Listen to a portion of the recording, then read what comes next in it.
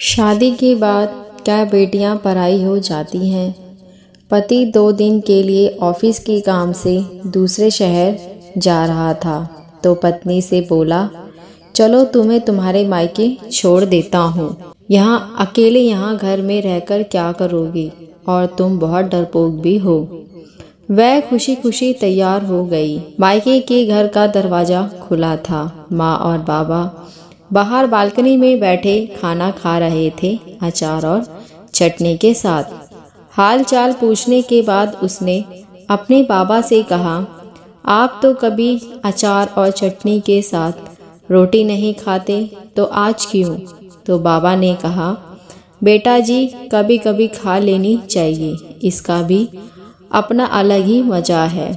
उसने अपने पिता की आंखों में लाचारी देख ली थी।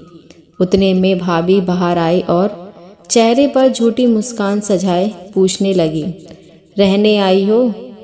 उसने खुश होते हुए कहा, भाभी मेरे पति 2 दिन के लिए दूसरे शहर गए हैं तो मुझे यहाँ छोड़ गए। भाभी कहने लगी, बैठो तुम्हारे लिए चाय पानी लेकर आती हूँ।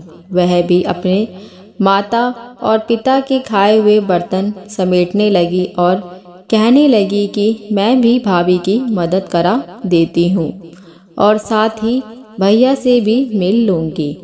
यह कहते हुए वह अंदर चली गई। बर्तन किचन में रखकर वह भाई के कमरे की ओर चल पड़ी तो उसे भैया और भाभी की बातों की आवाज़ सुनाई दी। भाभी भैया से कह रही थी, तुम्हारी बहनें ब्याह कर तो गई हैं, लेकिन अम्मा बाबा की चौखट ना छोड़ी अभी तक। जिसका भी दिल करता है मुंह उठाकर बच्चे सहित चली आती हैं। तो भैया गुस्से से कहने लगे, तेरा क्या खाती है?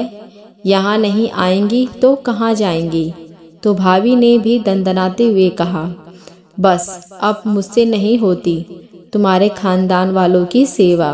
तुम्हारे माँ बाप को संभालती हूँ, उन्हें खाना देती हूँ, यही एहसान समझो। भैया और भाभी की बातें सुनकर वह सन्न रह गई। उसकी आवाज़ तो उसके मुंह में ही दब के रह गई।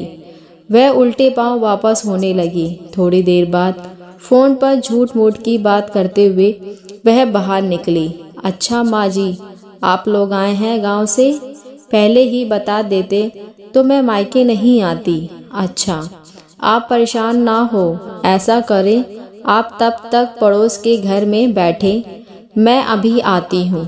माँ बाबा ने देखा तो आश्चर्यचकित होकर पूछने लगे, बेटा क्या हुआ? अभी आई थी और अभी जा रही हो? कहने लगी, नहीं माँ बाबा, मेरी सासू माँ और ससुर जी आए हैं, उन्हें ऐसे कैसे छोड़ दूँ? अभी जाती हूँ, फिर कभी आ जाऊँगी। आप दोनों अपना ख्याल रखिएगा। अपनी आंसुओं को दबाते हुए वह अपने माता पिता से मिली और बोझल कदमों के साथ खुद को हौसला देते हुए अपने घर को वापस चली गई। उसी रात के खाने में नमक ज़्यादा लग रहा था, जबकि वह नमक उसके गले से उतर आंसुओं का था। यह सच है कि मायके माँ बाप से होते हैं, लेकिन कभी कभी उनके होते हुए भी वह बेबस होती हैं।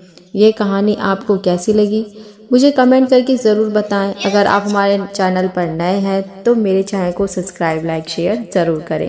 धन्यवाद।